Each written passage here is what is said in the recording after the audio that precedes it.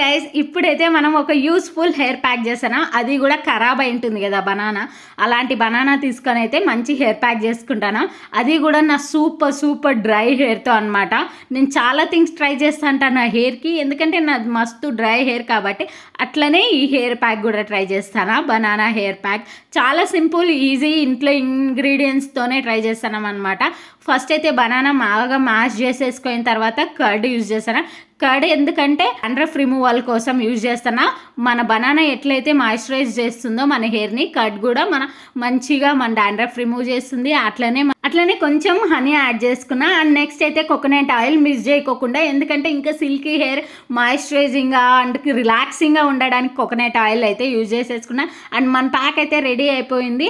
And లేయర్స్గా మొత్తం అంతా scalp పట్టేటట్టు అయితే మనం మంచిగా అంటించుకుంటున్నాం అనమాట. ఇంకా నాది రెడీ. ఇంకొక 20-15 మినిట్స్ తర్వాత వాష్ చేసిందే హెయిర్ ఇలా ఉంది. కొంచెం కష్టమే కానీ వాష్ చేయడానికి వర్త్ అన్నట్టు మంచిగా అనిపించింది.